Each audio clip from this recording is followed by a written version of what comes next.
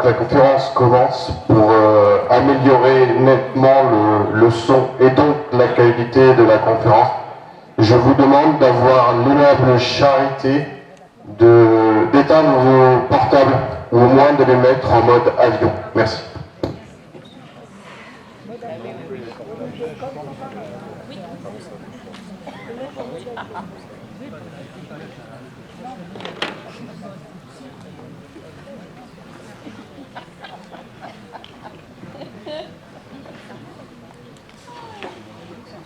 Vous n'êtes pas sans savoir que depuis 18 mois, nous vivons une situation pour le moins inédite au niveau national, mais surtout au niveau mondial, dont il est difficile de prévoir l'aboutissement.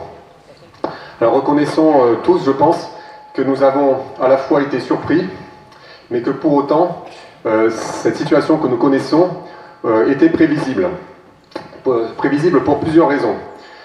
Tout d'abord, il y a eu un précédent en Chine, dans les années 1953, pendant la guerre de Corée, le gouvernement communiste, pour accélérer la mise en place de la tyrannie, a utilisé un virus, une crise sanitaire, pour justement mettre en place des lois coercitives de manière accélérée, notamment dans les prisons. C'est raconté dans un chapitre, notamment du livre écrit « J'ai subi le lavage de cerveau » du père Van Collie, qui a écrit ça en 1963. Donc, je vous invite vivement à trouver ce livre qui n'est disponible que chez les bouquinistes et qui explique bien comment les communistes font pour laver le cerveau des gens. Ensuite, cette crise était prévisible, notamment parce qu'elle était annoncée et appelée de tous ses voeux par le prophète, entre guillemets, Jacques Attali notamment, ainsi que tous ses compacts mondialistes. Et enfin et surtout, je dirais, c'est une situation qui est finalement qu'une conséquence, une suite logique de la société révolutionnaire dans laquelle nous vivons depuis plus de 200 ans et dont nous vivons actuellement une des étapes, certainement d'accélération de l'établissement d'une société de plus en plus éloignée des principes naturels et éloignée de Dieu. Deux caractéristiques de cette société permettent l'accélération justement de cette crise, ces deux caractéristiques sont que d'abord c'est une société matérialiste. La santé est devenue le bien ultime des citoyens qui n'ont plus d'âme, qui n'ont plus d'autre espoir que leur simple vie naturelle.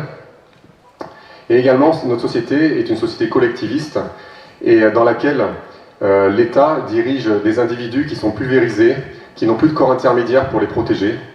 Ça a été évoqué ce matin dans la conférence réalisée par les maires pour le bien commun. Nous y attendrons peut-être en conclusion si nous avons le temps.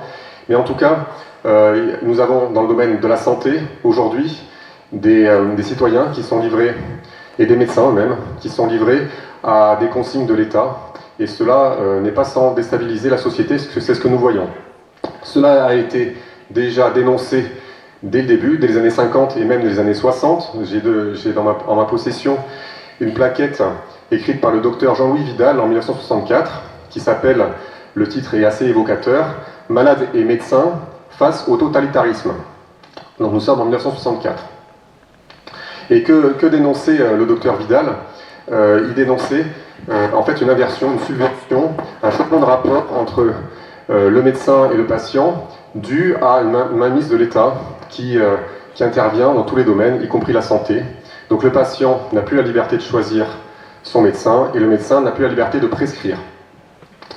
Donc si la situation n'est pas nouvelle, la situation s'est effectivement brutalement accélérée, comme nous pouvons tous le constater, par l'apparition providentielle, entre guillemets, de ce virus.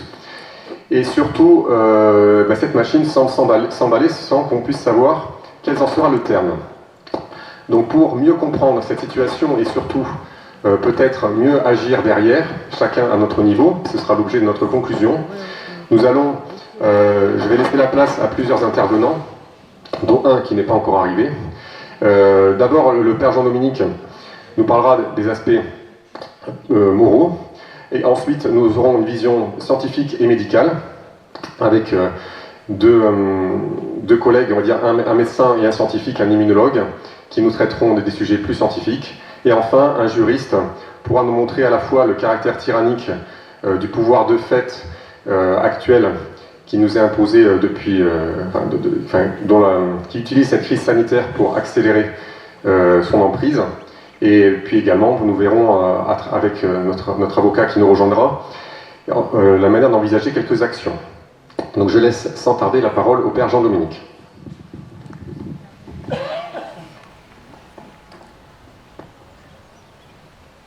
Vous demandez un regard, vous avez parlé de morale.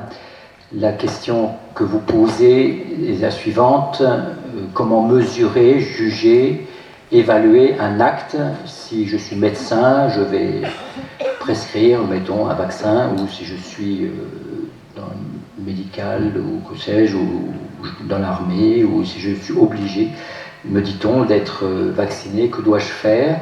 Peut-être avant de laisser la parole à des hommes de métier, l'immunologue, M. Lecoussou, et le médecin, nous allons peut-être rappeler quelque chose de bon sens qui est développé par Aristote au IVe siècle avant Jésus-Christ. Pourquoi Aristote au IVe siècle avant Jésus-Christ? Savez-vous, il ne connaissait pas son catéchisme, et pour cause. Et donc, il nous donne des principes de la morale dans son Éthique à Nicomaque, et dans son introduction, il précise que tout acte humain, donc notre question est très précise, dois-je être vacciné ou pas, que de faire, enfin concrètement, tout acte humain doit être évalué à un triple critère, selon 3 critères qui n'en font qu'un en définitive. Le premier critère, c'est ce qu'il appelle la morale monastique au sens latin et grec du terme, c'est-à-dire de monos, seul. Donc, en d'autres termes, la morale individuelle. Est-ce que tel acte me rapproche, moi, de Dieu, puisqu'un acte humain est bon s'il me rapproche de Dieu, il est mauvais s'il m'en éloigne? Est-ce que, pour ma vie personnelle, et donc c'est bon ou pas de faire telle ou telle chose? Donc, ça me regarde d'une certaine manière. Deuxième critère, c'est celui de la morale dite domestique, du latin domus, ou autrement dit économique, du grec oikos, nomos.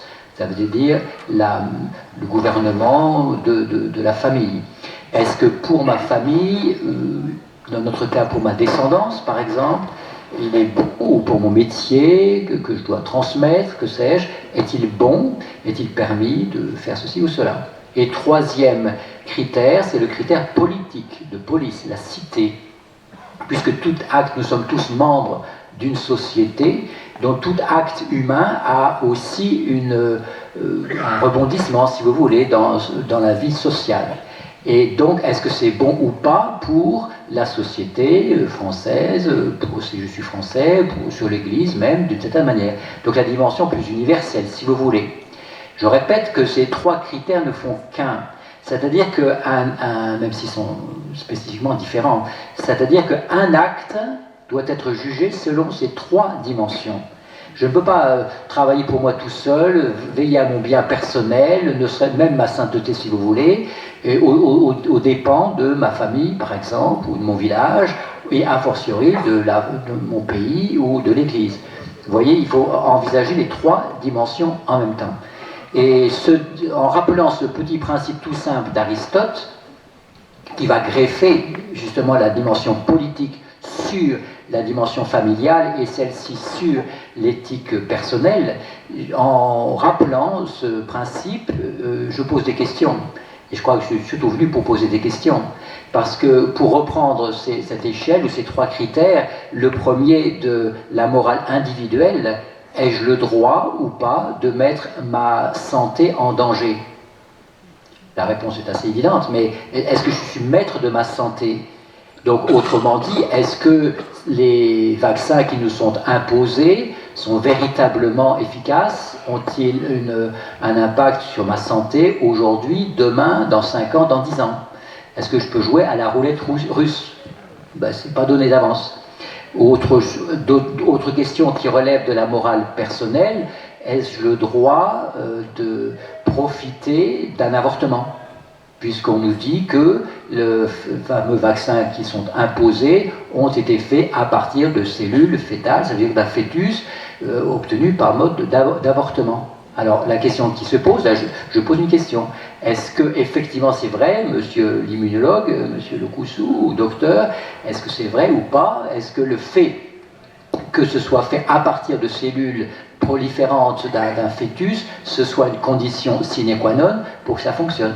Est-ce que mon acte d'aujourd'hui participe d'une manière ou d'une autre, ou applaudit à un acte qui s'est passé en 70 ou 75, je ne sais plus. Donc c'est la question de la morale personnelle, individuelle, monastique. Maintenant, la morale dite économique ou domestique. Est-ce que, c'est une autre question, plutôt l'immunologue, est-ce que ce vaccin, comme on le dit ici ou là, risque de transformer le code génétique? Est-ce que ce fameux ARN messager dont on parle a une influence réelle sur l'ADN? Et donc, y a-t-il des, comme disent des médecins très sérieux, pas si longtemps que ça, la télévision autrichienne, un médecin semble très compétent, disant qu'il y a fort danger de stérilisation pour les personnes qui reçoivent ce vaccin, ou des maladies génétiques qu'on va transmettre de génération en génération. Vous voyez, c'est un cas d'une deuxième dimension de la morale qui est la famille, non seulement d'aujourd'hui, mais de demain. Et troisième question, troisième domaine, c'est la morale dite politique, et donc c'est celle qui relève du bien commun. L'État a-t-il mainmise sur la médecine? Donc vous avez fait allusion à cette plaquette du docteur Vidal, malade et médecin face au totalitarisme. C'est quand même intéressant de voir cette mainmise par la sécurité sociale et par les lois de l'État sur la médecine. Est-ce qu'un médecin aujourd'hui, docteur, vous avez la liberté de prescrire ce que vous voulez, est-ce que vous êtes maître à bord, est-ce que vous êtes compétent, en d'autres termes? Dans quelle mesure, la réponse est évidente, mais cette campagne qui nous est faite en vue de la vaccination est une étape en vue d'une tyrannie mondiale dite sanitaire. Ça c'est bon, je pense que c'est assez évident, mais il faut le prouver. Et dans quelle mesure puis-je y participer et dans quelle mesure puis-je la contrer? Et plus largement, et on voit la dimension de ce vaccin, c'est on banalise l'avortement. On dit, oh, c'est pas si grave, après tout, puis c'était il y a 50 ans, vous comprenez, et puis si ça se trouve, le bébé était déjà mort, et puis si ça se trouve, oh non, mais c'est pas trop grave. C'est-à-dire qu'on banalise un acte abominable, pendant que nous étions là à manger, nous sommes là en réunion amicale, les journées chouanes de Chiré, c'est toujours extraordinaire, à début septembre, c'est très beau, mais alors on est entre nous, mais ça, vous savez qu'il y a environ 1,8, je donne les chiffres officiels de ceux qui ont été répertoriés, 1,8 avortements par seconde. Donc pendant qu'on parle ici, c'est à cette vitesse. Comme ça. Et est-ce que c'est banal? Et en fait, on veut banaliser. On nous fait des produits cosmétiques, pas tellement pour moi, mais enfin, peut-être pour ceux-là, moi je sais pas, j'use assez rarement du savon, mais alors, ça veut dire, est-ce que on banalise la chose? Et là aussi, c'est une dimension à envisager, qui relève peut-être de notre juriste, je ne sais pas qui va arriver un jour, à un moment ou un autre, pour nous expliquer justement ces questions de droit, les questions de vie politique, qu'est-ce que c'est que le bien commun de la cité. Donc vous voyez, je n'ai pas répondu, j'ai surtout posé des questions, histoire de laisser la parole à des gens de métier, à savoir l'immunologue qui a travaillé lui-même, qui a mis la main dans la pâte pour faire des vaccins, je ne sais pas quoi, pas des vaccins, je ne sais pas ce que vous avez fait, vous nous raconterez, vous m'avez déjà dit, mais j'ai oublié, et puis, ou le médecin aussi, qui sont des gens de métier. Mais je tenais à préciser cet ordre, parce qu'il ne faut pas oublier, il ne faut pas se polariser sur un des aspects uniques. Il y a vraiment la morale humaine et chrétienne a fortiori est mesurée à ces trois dimensions. Mon avancée personnelle, individuelle vers Dieu.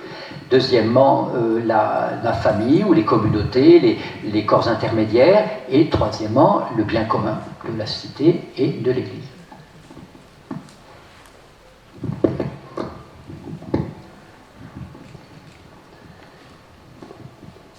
Alors, bonsoir à tous. Comme l'a annoncé M. Carbone, je suis Gatien Lokoussou, je suis immunologiste et j'aimerais bien vous entretenir sur la réponse immunitaire en fait. un peu comment notre système immunitaire fonctionne. Et alors, l'année 2020 nous a permis quand même de comprendre certaines choses. La première chose, c'est que nous sommes arrivés à un stade où nous avons tous douté que nous avons un système immunitaire qui fonctionne. Tout le monde a douté et tout le monde a cru à l'inefficacité de notre système immunitaire. La deuxième chose que 2020 nous a montré, c'est que nous ne pouvons plus faire usage de notre cerveau. Dès que vous posez une question, c'est que vous êtes complotiste. La troisième chose, 2020 nous a amené à nier tout ce que nous savons et ne plus tirer leçon des événements passés que l'histoire nous raconte. C'est assez dramatique. Parce que ce n'est pas la première fois dans l'histoire de l'humanité qu'on est confronté à des épidémies. Je ne parle pas de pandémie, je parle d'épidémie. Et on n'a jamais véritablement fait des vaccinations en pleine épidémie. Je donne un exemple simple. Dans les années 70, aux États-Unis, ils ont, dans une épidémie de grippe porcine, décidé de vacciner tout le monde, sans aucun recul. Ça venait d'être développé. Il y a eu 25 morts et ils ont dû arrêter. Quel que soit ce que ça devrait coûter. Bon, on a bien vu que ça va coûter grand-chose. Mais ils se sont arrêtés. Alors aujourd'hui, nous nous trouvons dans une situation où on veut vacciner à marche forcée 8 milliards d'individus, sans aucun recul. Mais personne ne nous dit s'il y a un mort, s'il y a 20 morts, s'il y a 30 morts, s'il y a 5000 morts liés à ces injections, on arrête. Personne n'a pris cet engagement. Cela m'amène à dire que la certitude dans le domaine de la science est le plus sûr allié de l'obscurantisme. Et ça, c'est un philosophe qui le dit, Karl Popper, vous pouvez aller vérifier. Donc, j'avais prévu des diapos, et on m'a bien expliqué que ce n'était pas possible de projeter, donc je vais essayer de vous expliquer ce que j'ai dit sur mes diapos, et je suis très limité dans le temps. Donc après, s'il y a des gens qui veulent des références, je peux leur donner des références de tout ce que je dis ici. Mais je commence par dire que je n'ai pas de conflit d'intérêt. Ça, c'est très important.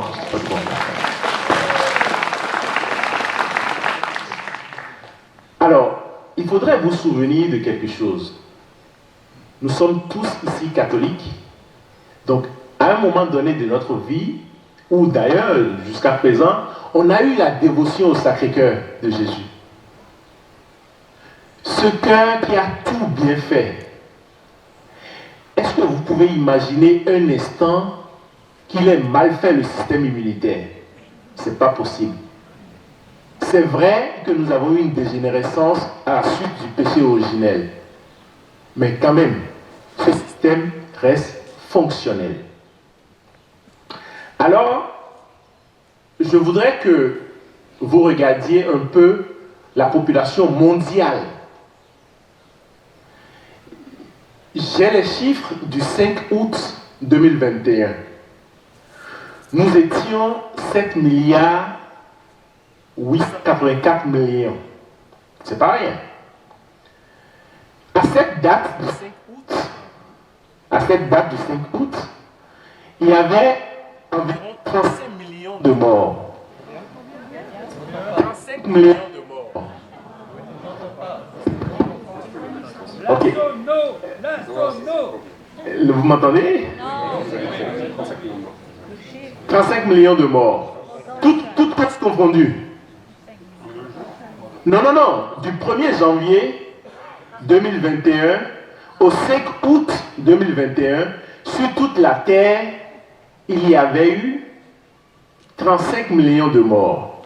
Toutes classes confondues. Covid, grippe, accident de la route, suicide, cancer, tout ce que vous voulez.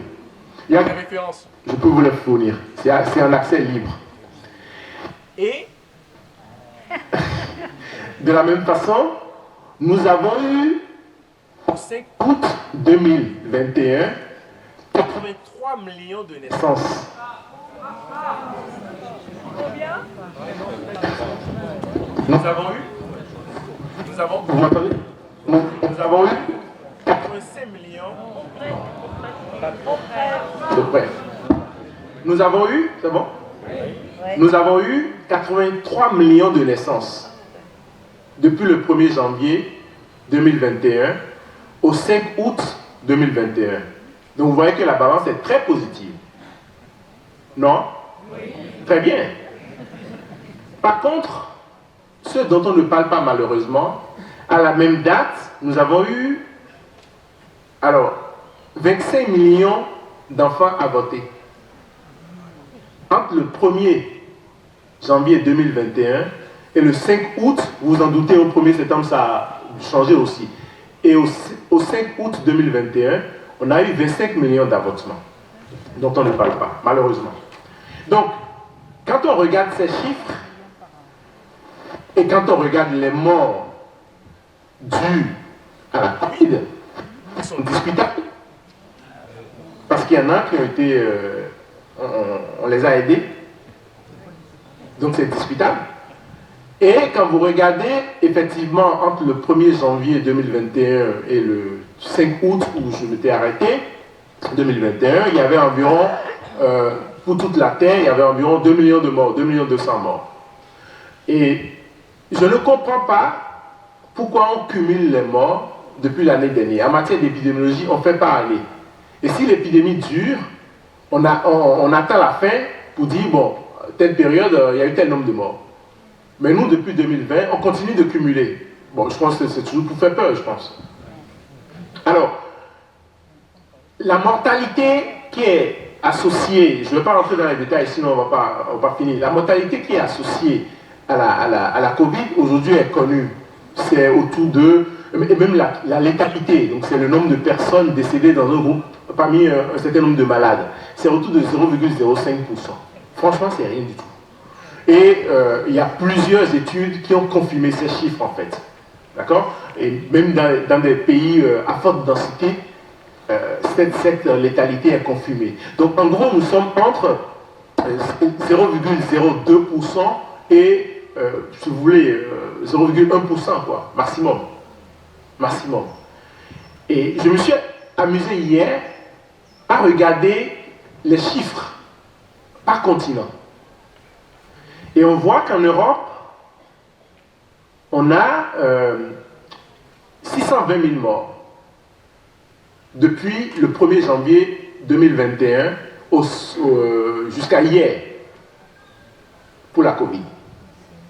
En Asie, on a 638 000 morts. En Amérique, on a 1 100 000 morts. En Afrique, on a 12 000 morts.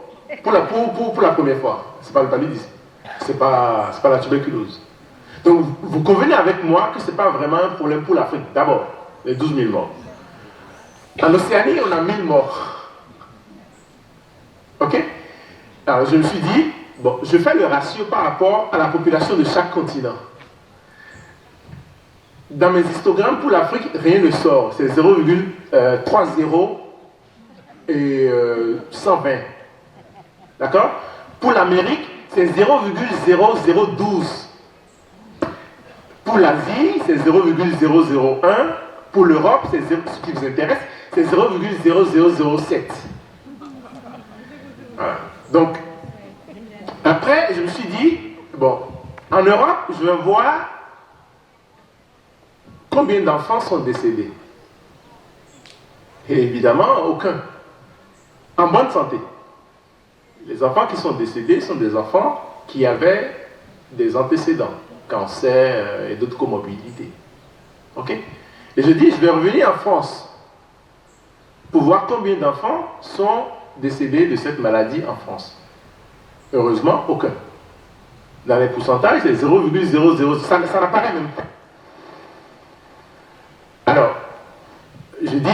laissons donc les enfants tranquilles. Si on revient, tout à l'heure je vais vous parler de l'immunité, vous allez comprendre que les enfants sont même un parapluie pour les personnes âgées. Parce que les familles dans lesquelles on a fait des études ont été faites par moi, pas par moi, mais par des collègues, les familles où il n'y avait pas d'enfants, il y avait plus de malades et plus de morts liés à la Covid par rapport à des familles où il y avait des enfants. Donc ça permet de créer ce qu'on appelle une immunité dans un mini-groupe. Donc c'est une erreur de s'attaquer aux enfants. Si on revient rapidement au virus, on nous a dit que c'est un nouveau virus. Mais quand on le regarde, il n'est pas si nouveau que ça. Parce qu'il partage une bonne partie de son génome avec d'autres virus qu'on a déjà rencontrés dans notre vie. Et s'il était nouveau, vous avez tous entendu parler des Indiens d'Amérique. Moi qui suis Canadien, je connais un peu. Lorsque les Européens ont débarqué en Amérique, pour des raisons variables, prenons la raison religieuse qui était importante, la conversion des gens, il y a eu beaucoup de morts du côté des Indiens. Pas à cause des guerres, mais à cause des maladies que les Européens ont ramenées, qui ne tuaient d'ailleurs plus en Europe parce que les Européens sont habitués. Par contre, pour les Indiens d'Amérique, c'était tout nouveau. Et ça a décimé une bonne partie, 19 personnes sur 20. Donc là, on voit que c'est vraiment nouveau. Ce n'est pas le cas du SARS-CoV-2. S'il était nouveau, on serait tous abattus comme des arbres. Donc, relativisons un peu cette notion de nouveauté liée à ce virus. Les techniques scientifiques aujourd'hui permettent de vérifier qu'est-ce que ce virus a dans son génome. Donc, on sait qu'il est apparenté à plusieurs autres virus que nous avons rencontrés. Et s'il est apparenté à plusieurs autres virus, y compris des virus qui donnent le rhume, c'est des coronavirus, ça veut dire que nous avons déjà une certaine immunité qui devrait nous aider à limiter les dégâts associés à ce virus. Et c'est ce qu'on a observé. Si on ne veut pas mentir dans les médias, c'est ce qui a été observé. Effectivement, il y a des personnes fragiles, nos aînés, qu'on aurait dû accompagner, diagnostiquer, traiter. C'est ce qu'on aurait dû faire. Et cela m'amène à vous parler de quelque chose de très important. Je vous ai dit tout à l'heure que nous sommes 8 milliards, environ 8 milliards. Mais aucun de nous n'est identique à l'autre. C'est ce qu'on appelle la diversité génétique. Et cette diversité génétique est supportée par une partie de notre génome qui code pour des molécules particulières qu'on appelle les molécules CMH ou HLA en anglais, Human Leukocyte Antigen, qui jouent un rôle extrêmement important dans le système immunitaire. Sans ces molécules, ce qu'on appelle les cellules immunitaires T, les lymphocytes T, ne peuvent pas fonctionner. Parce que ce sont ces molécules qui présentent les bouts de virus, les bouts de bactéries, les bouts de parasites à nos cellules T pour leur dire, et tiens, il y a un intrus, regarde, vérifie ce que tu peux lui faire. Et donc, nous en avons tous différents dans notre organisme. Pour appuyer mon propos, je vous donne l'exemple de fermiers hollandais. Ils étaient 367 en 1845. Ils ont quitté la Hollande pour aller au Suriname, en Amérique latine, pour établir des fermes, des colonies agricoles. 2 semaines après leur arrivée, il y a eu une épidémie de fièvre typhoïde qui a éclaté. La moitié a été tuée. 50%. 6 ans après, une épidémie de fièvre jaune. C'est courant dans cette région. 20% des survivants a été tué. Donc en 6 ans, 60% de ces personnes venues de la Hollande pour s'établir au Suriname ont disparu. Dans les années 70, il y a une équipe de chercheurs qui s'est intéressée aux descendants non métissés de ces Hollandais établis au Suriname et aux descendants des Hollandais restés en Hollande. Ils sont allés regarder nos fameuses molécules HLA. Et qu'est-ce qu'ils ont constaté? Ils ont constaté que ceux qui sont arrivés dans la descendance de ceux qui étaient arrivés au Suriname, le HLA D7, oublié, a considérablement diminué dans cette descendance. Ça veut dire quoi? Ça veut dire que cette molécule HLA D7 n'était pas favorable à réagir convenablement contre la fièvre typhoïde et la fièvre jaune. Donc la pression de sélection qu'il y a eu dans cette zone a permis de diminuer ce gène, l'expression de ce gène qui n'est pas favorable. Je ne sais pas si vous me comprenez. Donc ça montre que sous l'influence de notre environnement, nous avons une adaptation. Et ça, il faut remercier le bon Dieu. Parce que c'est comme une carte de sécurité qu'il a mis. Si tous les 367 Hollandais qui étaient arrivés au Suriname n'étaient pas organisés différemment, ben ils allaient tous disparaître à cause de ces épidémies de fièvre typhoïde et de fièvre jaune. Parmi les 367, au cours de ces épidémies, 5 familles ont complètement disparu. 6 n'ont connu aucun décès. Et dans les autres, vous avez 1 ou 2. Donc ça montre une diversité génétique en fonction des populations. Je pense qu'on va me dire d'aller très vite. Alors, pour continuer dans cette dynamique, en juin 2021, il y a une étude qui est sortie, publiée par une très belle équipe, qui montre que c'est une grave erreur d'avoir choisi la spike comme antigène. Alors, je parle de cette équipe, mais je vais parler d'une autre tout à l'heure.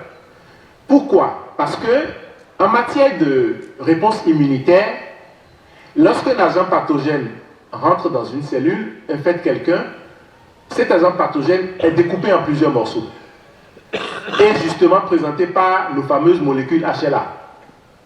D'accord? Or, les molécules qui sont exprimées premièrement par les virus ou les bactéries ou les parasites, lorsque ces derniers infectent une cellule, sont très tôt présentées à nos cellules T. Donc on aurait dû aller chercher cette molécule exprimée en premier pour éventuellement faire les injections que nous sommes en train de recevoir actuellement. Enfin, nous, vous comprenez. Donc, il y a une erreur stratégique, volontaire, je ne sais pas, mais il y a une erreur stratégique, technique à ce niveau. D'autant plus qu'on a constaté que ces molécules qui sont exprimées en premier, dans les premières heures de l'infection, sont plus immunogènes et génèrent une réponse immunitaire très forte. La deuxième raison qui montre qu'on a eu, qu'on n'a pas été stratégique, c'est que depuis 20 ans, on sait que cette protéine spike en elle-même est toxique.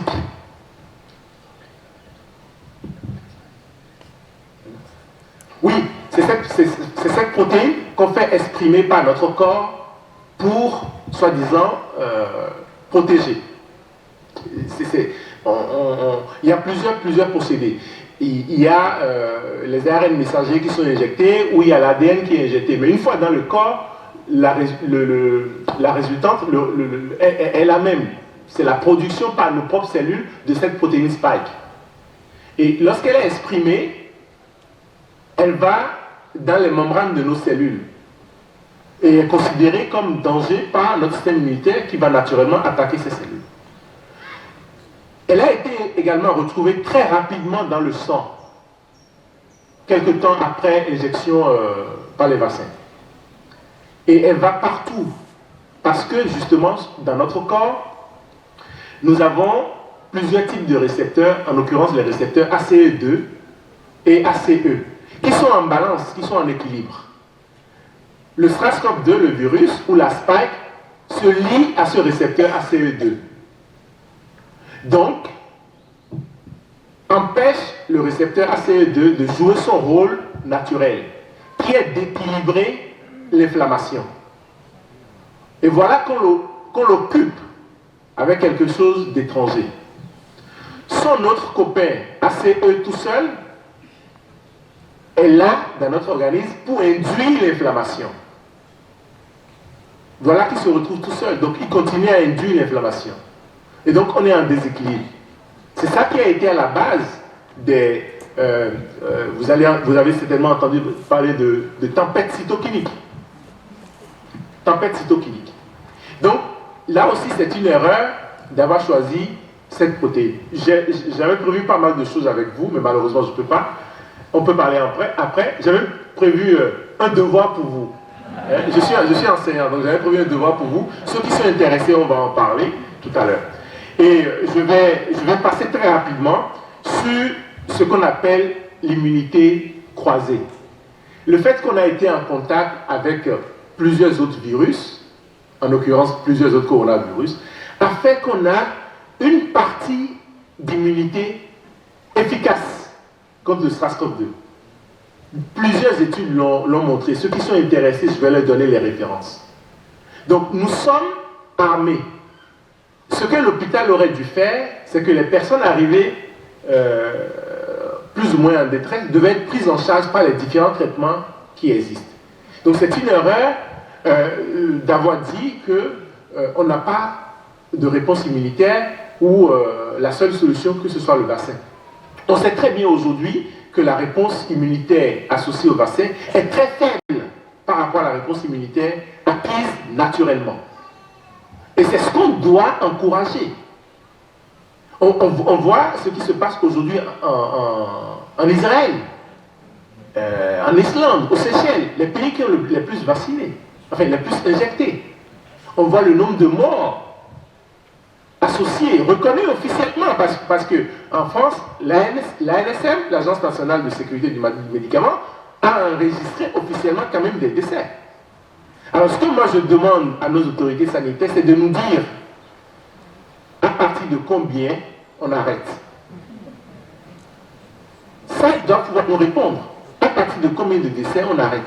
Et on réévalue les choses. Il faut que je conclue. Très bien.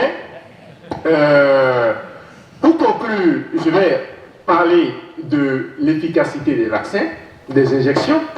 Il y a deux façons. La première, c'est de regarder le risque relatif. Et la deuxième, c'est de regarder le risque absolu. Le risque relatif, je prends un exemple. Je prends 100 personnes qui ont été injectées, parmi eux, 8 ont développé la Covid. Et je prends 100 personnes qui n'ont pas été injectées et 20 ont développé la Covid. Donc je fais le ratio 8 sur 20 et je dis c'est efficace à 95%. Ce qui est une grave erreur. En réalité, on doit regarder l'efficacité absolue par rapport au nombre d'attaques, au pourcentage d'attaques dans les différents groupes. J'ai les chiffres que je peux partager avec vous.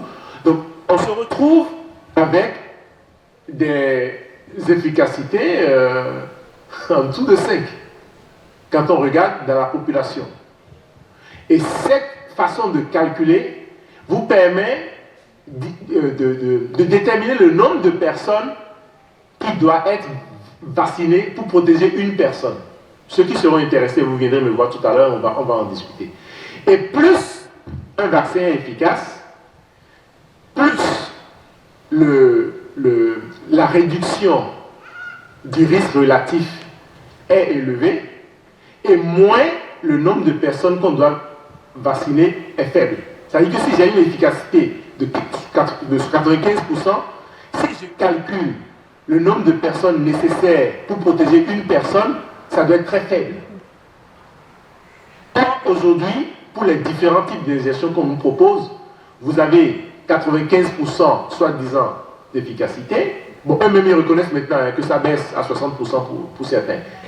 Mais vous avez 119 personnes, 180 personnes pour certains, etc.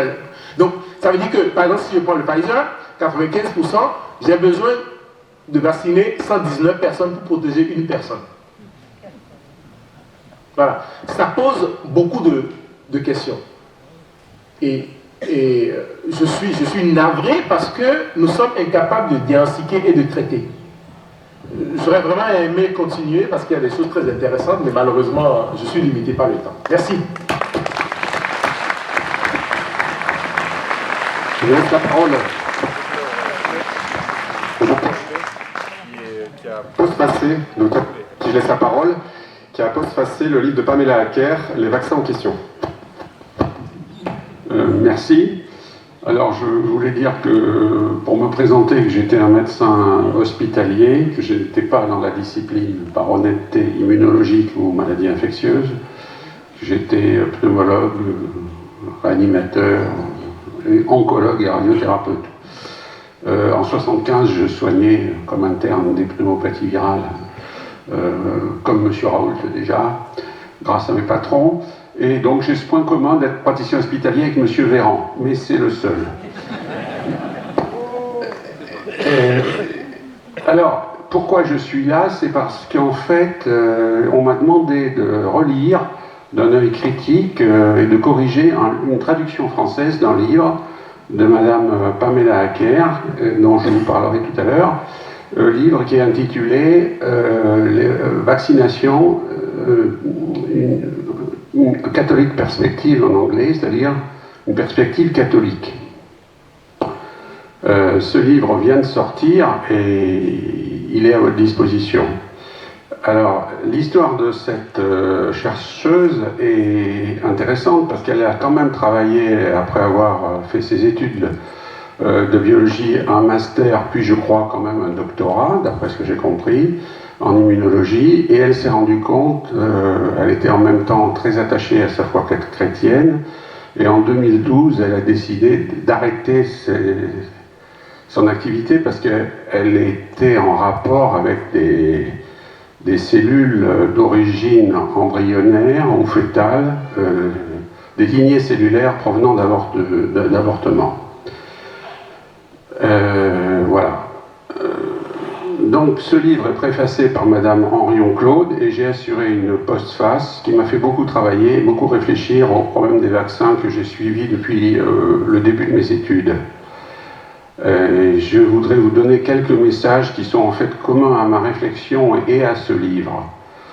Pour vous dire que je n'ai pas une opposition systématique à la vaccination, en particulier, je suis assez réservé sur la vaccination systématique et généralisée parce qu'on m'avait appris que tout ce qui était systématique était un peu idiot et que le système HLA dont on vous a parlé fait que chaque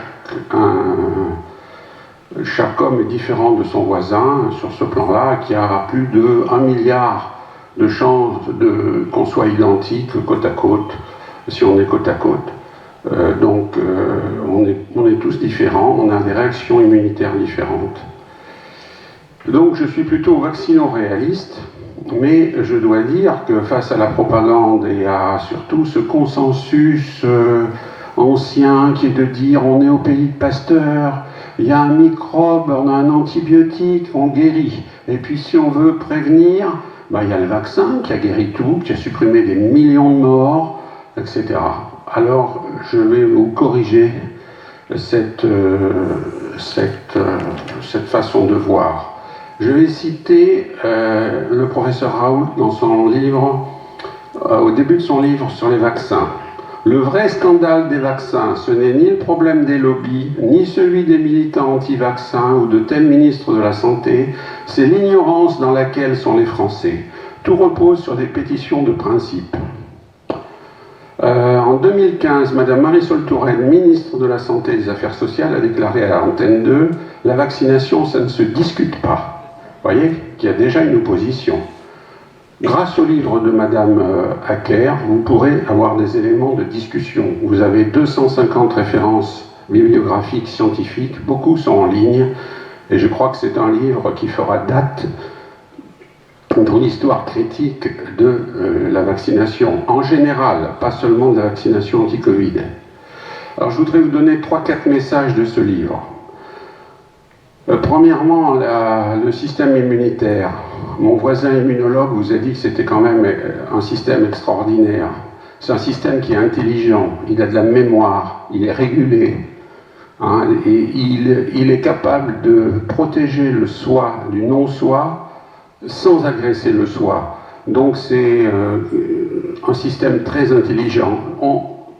La vaccination est arrivée bien avant la connaissance du système immunitaire. En 1928, on avait découvert le BCG, pour une maladie qui d'ailleurs n'est pas immunisante comme la tuberculose, et on a eu l'idée de mettre dans les biberons des enfants exposés du BCG dilué. On dit à Perros, ça s'est passé à Paris, sous l'influence de Calmette. Mais qu'est-ce qu'on savait du système immunitaire et des défenses à l'époque? Si on regarde maintenant avec nos regards, si je demande à M. Lucossou de dire qu'est-ce qu'on savait en immunologie en 1924, on a froid dans le dos, on ne connaissait pas l'ADN, on ne connaissait rien des systèmes de régulation immunitaire qui sont extrêmement compliqués. Donc, l'immunologie de la vaccination, elle est arrivée après la vaccination. C'est le premier point. Deuxièmement, je voudrais parler de l'efficacité des vaccins. On dit qu'un vaccin est efficace quand il provoque des anticorps. Là, on dit qu'il est immunogène. Mais ces anticorps, ils ne sont pas d'ailleurs univalents. Il y a des anticorps protecteurs, il peut y avoir des anticorps défavorables qui sont favorisants. Mais peu importe. Le deuxième critère, c'est un critère sur une population. On peut dire, on a vacciné contre le Covid et l'incidence du Covid baisse. Cet argument est totalement fallacieux. Pourquoi ? Parce qu'il faut comparer un groupe non vacciné. Quand on a... Je refais l'histoire du BCG, et qui était prétendu qui prétendait guérir, enfin prévenir la tuberculose. Quand on a vacciné contre le BCG, on a vu l'incidence et même peut-être la mortalité de la tuberculose diminuer pendant la période où il était obligatoire. Mais personne n'a dit que l'incidence et la mortalité avaient diminué avant, et quand on a arrêté l'obligation et le nombre et l'étendue de la vaccination, la chute de l'incidence et de la mortalité a continué à se poursuivre avec la même pente. Par ailleurs, les pays qui ne vaccinaient pas voyaient leur incidence diminuer. Donc, ça veut dire que ce critère est insuffisant. Pour avoir un critère réel d'efficacité d'un médicament, il faut ce qu'on appelle un essai contrôlé, randomisé, c'est-à-dire tiré au sort. On prend un groupe de candidats au traitement, on les traite et on tire au sort un autre groupe qui n'a pas le traitement et on voit ce que ça donne. Et idéalement, il faut que ni les médecins ni le patient ne sachent ce qu'il reçoit. Ça s'appelle, c'est le gold standard des essais thérapeutiques, c'est-à-dire l'essai contrôlé randomisé en double aveugle. Ce n'est pas le cas des essais qui ont permis la mise sur le marché des vaccins. En général, il y en a très peu, pratiquement pas d'essais comme ça.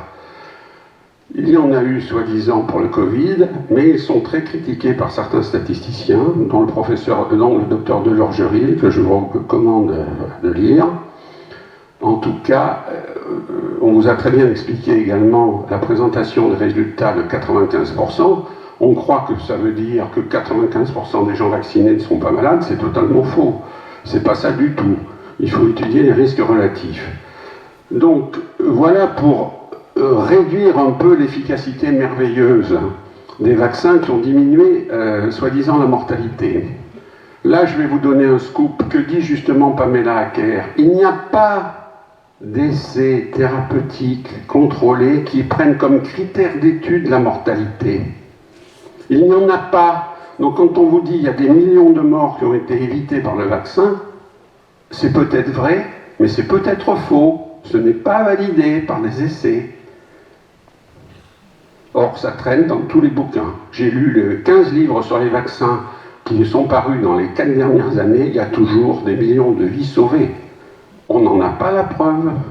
Il n'y a en particulier aucun essai dans le Covid qui montre qu'il y a une diminution de mortalité dans le cadre d'un essai thérapeutique. Alors, ce que dit également, troisième message, Madame Pamela Acker, c'est la fameuse, dans les effets secondaires, j'ai deux choses à dire à ce sujet des effets secondaires, je ne veux pas les détailler, parce qu'il y en a qui sont liés aux adjuvants, d'autres à l'antigène réel. Là, il est certain que quand on fait synthétiser la protéine Spike, elle est toxique en elle-même, elle diffuse, elle se fixe sur les parois, mais ce n'est qu'un exemple. Il y a beaucoup d'autres accidents des vaccins, et il y en a qu'on connaît peu, qui sont les substitutions de maladies aiguës, potentiellement bénignes, de l'enfance par des maladies plus tardives et plus graves. Depuis 2005, il y a une forte suspicion d'implication des vaccins dans certaines maladies auto-immunes. C'est pas neutre, parce que l'incidence des maladies auto-immunes, qui a été d'ailleurs publiée dans le New England Journal of Medicine en 2002 par un des grands papes de l'immunologie française, Jean-François Bach, donc cette incidence entre 1950 et 2000 a été multipliée par 3, voire 4 pour certaines, polyarthrite, diabète de type 1, etc. Donc il y a un risque d'auto-immunité, ça a été validé par les spécialistes de l'auto-immunité en 2005, et d'allergie également. La deuxième chose à dire sur les toxicités, Pamela Acker le dit, c'est qu'aux États-Unis, où elle habite, il y a un système de pharmacovigilance spécialement dédié au vaccin, qui s'appelle le DAERS, qui enregistre tous les décès, tous les inconvénients des vaccins, pas forcément attribués, mais signalés. En France, ça n'existe pas.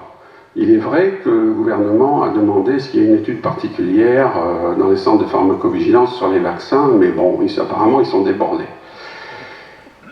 Eh bien, les conclusions de ces centres américains, c'est qu'il y a une sous-déclaration des effets secondaires réels entre 1 ou 10%. C'est-à-dire qu'il y a soit 10 fois, soit 100 fois plus d'effets secondaires que ce qui est déclaré.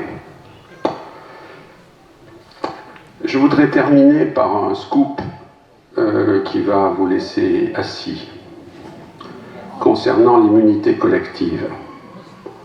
L'immunité collective, ça veut dire je vaccine Pierre pour protéger Paul. C'est un argument pour faire une vaccination généralisée et pour la rendre obligatoire.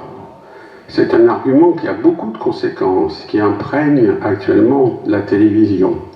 Ma petite fille est restée devant un film d'enfant 5 minutes il y a 8 jours. Elle est ressortie en disant à son frère « Mathis, il faut que tu fasses vacciner, ça me protégera. » Elle a 7 ans. Monsieur le président Macron, le 11 juillet, a déclaré « Il ne faut pas vous vacciner pour vous, il faut vous vacciner pour les autres. » Le pape Bergoglio a dit qu'il fallait se vacciner par amour, c'est-à-dire par amour des autres. Il a reçu sa leçon, qui est la leçon de l'immunité collective. Plus dans une population il va y avoir de gens vaccinés, au-delà d'un certain seuil, le virus ne circulera pas et la maladie va s'éteindre. Alors ceci résulte d'études de modèles mathématiques. Et comme tout modèle mathématique, ils ont des présupposés. Le présupposé principal, c'est que le vaccin soit efficace et si possible à 100%, ce qui n'est jamais le cas. Et même s'il est à 95, il y aura des gens qui ne réagiront pas. Ces gens-là, même vaccinés, permettront la circulation du virus.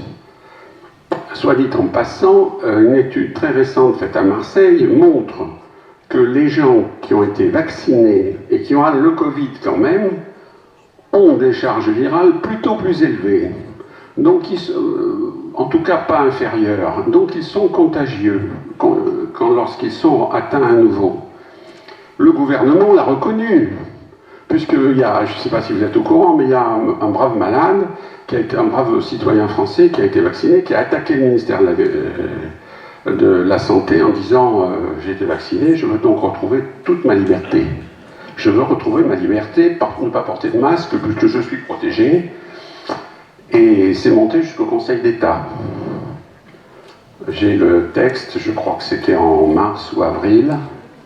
Le Conseil d'État lui a dit non, le vaccin ne protège pas de la transmission à 100%, donc vous n'êtes pas en droit d'abandonner vos mesures. Et voilà. Voilà comment la mythe. Alors, les autres facteurs qui obligent à l'immunité collective, ce n'est pas seulement l'efficacité du vaccin, il y a d'autres conditions pour que ce modèle s'applique, c'est-à-dire qu'il faut que les gens soient identiques les uns aux autres, tous les contaminés possibles soient identiques les uns aux autres pour la réceptivité au virus, et aussi à l'agent infectieux en général, et aussi vis-à-vis de la transmission. Ceci n'est pas le cas. Donc, bon, je vais m'arrêter. Pamela Acker a soulevé aussi le problème des cellules embryonnaires dans les cultures cellulaires qui sont indispensables à la production des vaccins. Je ne peux pas trop m'étendre là-dessus, mais je crois qu'il n'y a pas de doute que les lignées cellulaires qui ont permis l'élaboration des vaccins sont issues de produits d'avortement. Et une enquête récente faite par un journaliste montre d'ailleurs qu'il faut les prélever vivants, c'est-à-dire que les embryons sont disséqués vivants. C'est formel. Voilà. Et il y a même des techniques chirurgicales décrites dans la littérature pour le faire. Je vais m'arrêter là et je vais vous conseiller, parce que je crois qu'il faut que je m'arrête là. Oui. Je vais vous conseiller fortement ce livre, pas seulement parce que j'ai écrit la postface qui m'a beaucoup aidé le travail, mais parce qu'il est extrêmement, pour moi, majeur dans l'histoire critique, au bon sens critique, de l'histoire de la vaccination. Et on a la chance qu'il ait pu paraître juste avant, il y a 3-4 jours. Donc je vous incite fortement à le lire. Merci docteur.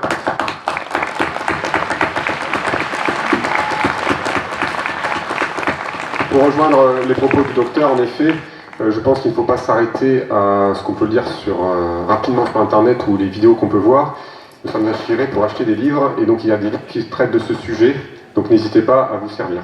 Je laisse la parole à Maître Fortabat Labattu, qui est avocat au barreau de Saint-Sébastien et de Paris. Merci et pardon pour votre retard. Il y a de drôles de hasards. Monsieur Le Cosson et moi, nous habitions au Bénin. Il y a quelques... Ah oui, pas trop près, pas trop loin, pardon. Nous habitions ensemble au Bénin et il se trouve que j'ai été appelé par des... Ouais.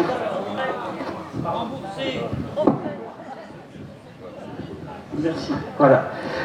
Oui, donc j'étais au Bénin et vous pouvez imaginer que j'ai subi pas mal de vaccins. Mon père travaillait là-bas et j'étais très atteint. Je suis allé vite en France à l'âge de 1 an et ma mère m'a voué au blanc et bleu à Lourdes parce que j'étais très malade. On est revenu et quelques temps après, au Bénin toujours, c'est pas la faute du Bénin, c'est la faute des vaccins, j'ai été rapatrié d'urgence à l'hôpital Necker où comme par hasard, comme maintenant, on ne savait pas ce que j'avais. Voilà. Donc je veux dire, c'est quelque chose qui m'intéresse à tout point de vue. Maintenant, sur le plan juridique, je crois qu'il y a vraiment alerte à tous les niveaux. Je viens d'apprendre que la Nouvelle-Calédonie, le vaccin est obligatoire. Vous le savez peut-être aussi, le vaccin est obligatoire. Voilà ce qui se passe et il y a un test qui se fait par le gouvernement, donc il faut réagir. Et mon rôle, je crois, c'est de donner l'état du droit et de donner des solutions. Eh bien, en Polynésie française, voilà, c'est pareil, j'ai le document, la vaccination est obligatoire pour les malades du cœur, les malades de l'asthme, les malades du cancer, et dans les crèches aussi. Donc l'heure est vraiment grave. Pourtant, il y a des réactions. Et c'est ainsi qu'on apprend maintenant, donc comme quoi il faut garder l'espoir, que l'attestation officielle de déplacement n'était pas obligatoire, c'est le Conseil d'État qui l'a dit. La mise en bière des corps en urgence pendant le confinement n'était pas justifiée, selon le Conseil d'État.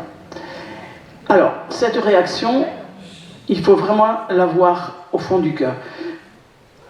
Dien Bien Phu, vous allez me dire quel rapport? Eh bien, le général Lecoq, qui est un de mes anciens du Prytanée militaire de la Flèche, me dit « N'oublie jamais que ce n'est pas la promotion d'Dien Bien Phu à Saint-Cyr, c'est la promotion ceux de Dien Bien Phu, c'est-à-dire ceux qui ont combattu. Et les Chouans sont ceux qui ont combattu. Ça donne des victoires par la suite, mais le problème, c'est qu'il faut tenir avec tout ce qui se passe. Mais, je vous le disais, ça bouge quand même.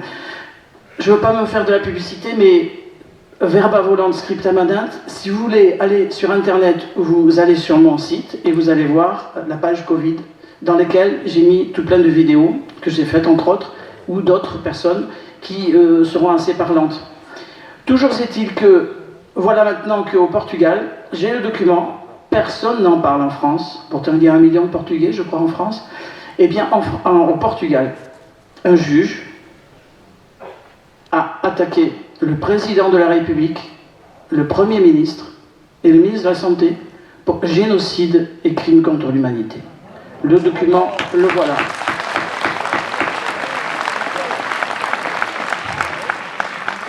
Ça me touche particulièrement parce que, il y a quelques années, avec l'Académie pour la défense des êtres humains, on avait mis en application sans le savoir ce que disait l'écrivain américain Mark Twain. Les innocents ne savaient pas que c'était possible, alors ils l'ont fait. Donc n'ayons pas peur, audaces fortuna juvat, et vous connaissez la devise des parachutistes, ou des win, ou plutôt qui os gagne. Eh bien, ce que nous avions fait à l'époque, et moi j'étais partant, même si ce n'était pas moi qui avais le dossier particulièrement médical, nous avons déposé un dossier sur les vaccins. À l'époque, ce n'était pas celui-ci, ce n'était pas les 11 de Madame Buzyn, ce n'était pas les autres, c'était les vaccins de l'époque. Eh bien, nous avons déposé par huissier de justice au président de la République, M. Chirac, au Premier ministre, M. Raffarin, et à M. Mattei, ministre de la Santé, qui avait comme conseiller M. Raoult, d'ailleurs, à l'époque. Nous les avons menés au tribunal pour crimes contre l'humanité et génocide. Vous savez ce qu'on dit à l'Action française, la République gouverne mal, mais elle se défend bien. Donc, avec la consignation qu'il a fallu verser, on n'a pas pu faire le nécessaire. Nous avons fait un appel au peuple et beaucoup de personnes sont mises dans une plainte, avec constitution de partie civile, pour les mêmes chefs, crimes contre l'humanité et génocide. Mais la juge d'instruction a dit que notre association n'était pas recevable parce qu'elle n'avait pas 5 ans d'existence. Donc, malgré cela, il faut continuer. Alors, vous avez, et ce n'est pas forcément connu, un ensemble d'avocats qui réagissent très bien, et en particulier sur les passes sanitaires. Alors, le pass sanitaire, c'est une partie des dossiers juridiques, c'est-à-dire que les préfets ont fait des obligations de pass sanitaire dans des centres commerciaux, et un texte réglementaire, ça s'attaque à la juridiction administrative. C'est ce qu'ils ont fait, je pense que vous êtes au courant, ça a été gagné dans les Yvelines, ça a été gagné dans le Bas-Rhin, ça a été gagné dans l'Essonne, et ce n'est pas fini. Donc nous avons créé un groupe d'avocats justement, moi je suis le dernier là-dedans, mais avec eux nous travaillons pour aller beaucoup plus loin. Ensuite, il y a des procédures à mettre en place pour lutter contre l'action psychologique qu'on fait contre vous, contre les salariés. Malheureusement, et le docteur l'a expliqué, il y a une telle bataille médiatique, c'est une guerre. Cette troisième guerre, c'est peut-être une guerre médiatique. Parce que, je voulais dire, peut-être en remerciant le docteur, que tout ce que vous dites, c'est le vrai. Et, pardon de citer, je ne vais pas dire n'importe qui, Gandhi disait... l'erreur ne devient pas vérité parce qu'elle se multiplie. Bon. Et le premier ministre de la reine Victoria disait, il s'appelait Disraeli, il disait « Comptez l'argent pour rien, comptez le pouvoir pour rien. Si vous avez la presse, vous avez tout. » Donc il faut combattre cette pression, et ce que dit le docteur, c'en est l'excellente démonstration. Un enfant de 7 ans qui mange tout cela. Donc il faut réagir à ces pressions. Et pour cela, il y a des moyens, il y a des formulaires qui sont prêts, par exemple pour le pass sanitaire. Alors vous avez des avocats qui sont connus, mais qui travaillent très bien. Vous avez Carlo Brusa, qui a fait un modèle, donc, je sais pas, je pourrais distribuer, moi j'ai qu'un exemplaire, mais on pourra le regarder. Vous avez les possibilités de faire une attestation sur l'honneur pour le pass sanitaire. Vous avez la possibilité de faire tout un ensemble d'actions, et comme le disait Mark Twain, des innocents ne savaient pas que c'était possible, alors ils l'ont fait, que c'était impossible, alors ils l'ont fait. Vous savez, à Jéricho, les murailles sont tombées au bout de certains moments. Nous sommes dans une période de troubles terribles. Je ne fais pas tellement de droit, mais je mets un message d'espoir juridique. Moi, je dis souvent, Louis XIV, ça vient après le petit roi de Bourges. Bon, ce qu'il y a, c'est que il faut des combattants, c'est pour ça que je rappelais cette phrase du général Lecoq, c'est pas Dien Bien Phu, c'est ceux de Dien Bien Phu, ceux qui ont combattu, ceux ici sur cette terre dont Bonaparte, qui a accordé le Concordat, qui n'est pas le summum, mais disait ce sont des géants. Donc je crois que vous êtes des géants et il faut continuer ce combat. Alors vous allez me dire sur le plan très concret, eh bien, Carlo Brusa, par exemple, qui est une association qui s'appelle Réaction 19, donne des modèles à donner aux employeurs en leur demandant tout un ensemble de choses. Il faut résister, c'est facile à dire, mais il faut être armé pour ça. Donc c'est pour ça que je vous incite à aller sur ce couteau, objet dangereux, mais qui est quand même utile, c'est Internet pour aller chercher des modèles. Donc vous avez des très bons avocats comme Fabrizio Divizio, que j'ai entendu citer Saint-Thomas d'Aquin, à la fin, vous avez entendu aussi. Vous avez Carlo Brusa, vous avez Maître Araujo. Alors, c'est une avocate portugaise qui, elle, aussi, avec Maître Jean-Pierre Joseph, attaque pour crimes contre l'humanité et génocide. Parce que, même si je m'écarte un petit peu du sujet, je vais voir vers le futur, mais quand on regarde la ligne bleue des Vosges ou quand on regarde le bout de la terre sur laquelle on court quand on fait un 1000 mètres, ça aide un petit peu de voir vers l'avenir. Personnellement, c'est quelque chose que je vais vous dire. Mon père était en no-flag, il était prisonnier à Nuremberg. Donc Nuremberg, ça a fait penser rappel à beaucoup de choses. Il y a un débat, moi j'avais déjeuné au cercle militaire Saint-Augustin avec Costo Fleuret, qui était un des juges de Nuremberg.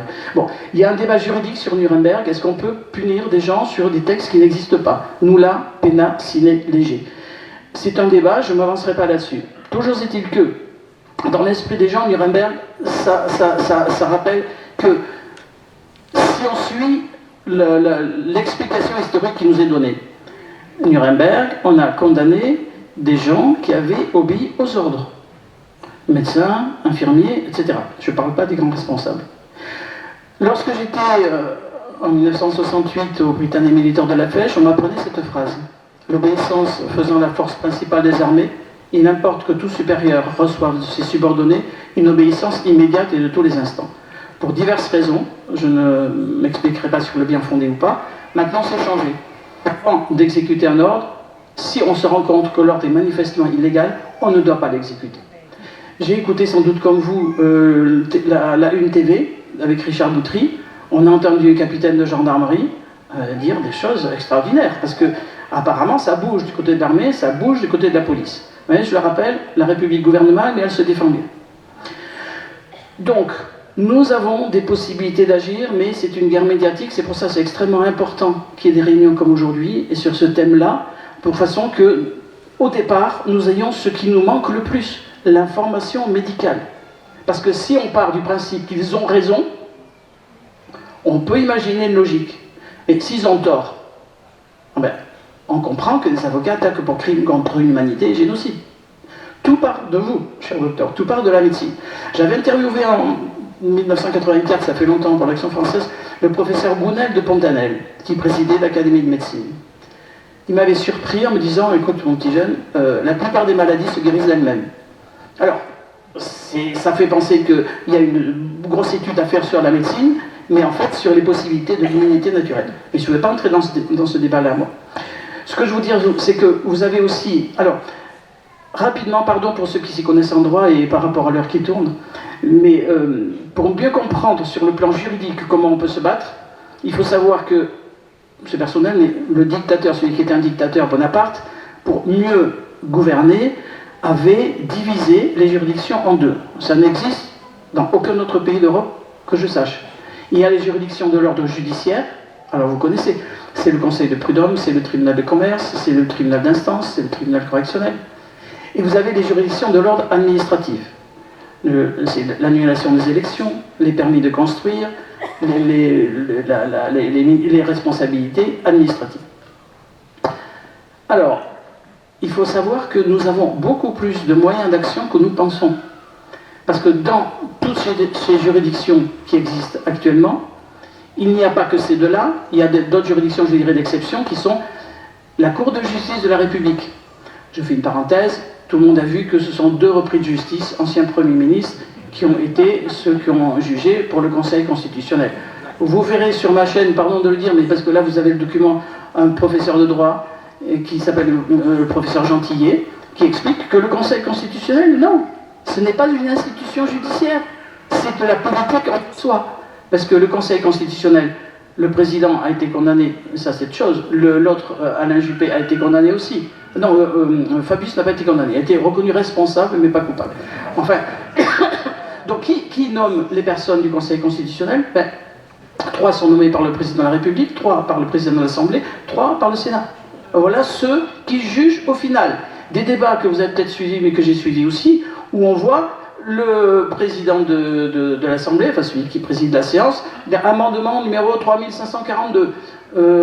Qui est pour? Qui est contre? Rejeté. Amendement 2324. Qui est pour? Qui est contre? Voilà. Donc cette guerre juridique d'amendements, vous savez, les amendements, c'est des parlementaires qui disent on voudrait changer tel article de la loi qui est proposé ou du projet. Eh bien, ça n'a rien donné. Et avec une abstention ahurissante. Donc voilà ce UX qui nous gouverne. Donc si vous écoutez, si vous voyez les informations qui nous sont passées, vous verrez qu'il y a une dame qui est docteur en droit, qui s'appelle Valérie Bigot, et qui a dit mais il n'y a plus d'État. Il n'y a plus d'État. Alors, par contre, quand vous êtes occupé, comme nous l'étions en 40 par exemple, moi je dis souvent à mes clients, oui, mais c'est juridiquement, on a raison. Mais oui, mais quand vous avez les mitraillettes dans le dos, on ne peut pas réagir, il faut attendre, il faut faire des alliances, des bonnes alliances, et puis il y a les forces spirituelles, mon père, qui sont évidemment totalement essentielles, évidemment. Donc, Valérie Bigot nous dit, il n'y a plus d'État. Il se trouve que, sur le plan de l'État, il y a quelque chose qui trouble beaucoup la République en ce moment, c'est que il y a une vidéo que j'ai faite dans un café qui est minable, j'ai pas mangé pendant 2 jours, je suis pas rasé, je parle mal, mais elle est à 30 000 vues, et j'y invoque le fait qu'il n'y a pas de loi, parce que les lois ne sont pas promulguées par le roi. C'est l'article 1er du Code civil. En 2004, Raffarin a fait une ordonnance qui a été validée par la suite, mais c'est qui l'a promulguée? Bon. Concrètement, à quoi ça sert de dire ça? Parce qu'il n'y a pas la publication non plus. Hein, c'est une vieille loi qui oblige à ce que la publication soit faite dans des formes précises. Écoutez, j'étais à Nice avant-hier. C'était une histoire de bandes rivales en plein couvre-feu qui se sont disputées, qui voulaient se disputer en pleine nuit. Il y avait 30 interpellations, il y avait 30 personnes, 15 interpellations, 5 jeunes qui se passaient en procès. Avec des confrères, on a invoqué des points de procédure. La garde à vue n'a pas été notifiée dans les 30 minutes. Donc ça. Et moi j'ai ajouté au président, m'en voudrez pas, vous donnerez raison, sinon je vais être obligé d'invoquer l'argument que la loi, elle n'est pas publiée au journal officiel, parce qu'il y a un principe de l'unicité de la loi pénale qui doit être partout pareil, dans toute la France. Et à Bayonne et à Tarbes, on a des documents qui nous disent qu'on ne sait pas quand le journal officiel est arrivé. On a eu 5 annulations de procédure. J'avais un monsieur qui avait un dépôt de bilan de 16 milliards et qui était étranger, et j'ai invoqué le défaut de publication et je l'ai vu arriver le soir alors que je pensais que jamais ça pourrait arriver. Ce que je peux vous dire, c'est que c'est un message d'espoir. Nous avons des possibilités juridiques d'intervenir, mais il faut aussi matraquer dans le sens qu'il faut faire des actions. Et pour cela, les actions qu'on peut faire au Conseil d'État, au tribunal administratif, sont des actions qui peuvent être groupées. Vous pouvez prendre plusieurs personnes qui se mettent sur l'affaire, et on n'a pas obligé d'aller à l'audience au Conseil d'État, puisqu'il y a des avocats qui y vont. Donc, nous ne sommes absolument pas démunis de moyens d'action, et si vous avez des personnes qui veulent en savoir plus, parce que je suis arrivé en retard, je m'en excuse, je suis à leur disposition.